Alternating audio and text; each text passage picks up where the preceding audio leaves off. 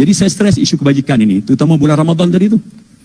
Misalnya tahun lepas saya dengan Tan Sri Ayub bawa pergi Pulau Pol, Tok Johan, Tok Ayub pun. Kemudian tak ada dalam jadual, sepatutnya terus ke Dewan, berucap dengan kadet inspektor, dengan pelatih inspektor. Tapi dia bawa saya pergi ke quarters dulu. Ada 4 tingkat. Tingkat bawah tak boleh duduk sebab banjir. Tingkat atas juga tak boleh duduk sebab bocor.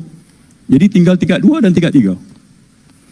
Jadi pada bajet tahun lepas, dialog bajet tahun lepas, kita cadang pada MK2. Tok Johan pun ada. Kita jumpa di Parlimen. Kita kata kalau kaedah kita bagi diskaun trafik untuk tahun lepas saja, sejumlah peruntukannya, kutipan yang kita dapat, sudi apa kiranya, agih sikit daripada itu untuk kita baiki. So saya KSU dah bagi tahu, yang tu MOF bagi keutamaan. Saya tak tahu berapa jumlah, tapi kalau ada, insya-Allah Pulau Pol antara keutamaan kita. Kerana itu saya pergi berjanji hari itu dengan Tan Sri Ayub dan juga pasukan pelatih kita, inspektor. Ya, jadi yang itu tak besar mana pun, Tok Johan. Jadi saya stres isu kebajikan ini, terutama bulan Ramadan tadi tu. Nabi pesan sedekah banyak-banyak, buat kerja kebajikan banyak-banyak. Jadi dia kait kot tu, rupanya. Hak lain tu tak apa. Ya, dirikan solat malam, baca Quran banyak-banyak, kita duk buat dah. Hak nombor 3 tu.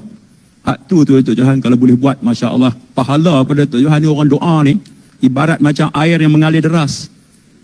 Allah, berlipat ganda. Pasal mempermudahkan urusan orang lain. Bila mempermudahkan urusan orang lain ni, Allah Ta'ala akan memudahkan urusan Datuk Johan secara tak disangka-sangka. Wa may yattaqillaha yaj'al lahu makhraja. Dan keadaan tak jangka-jangka.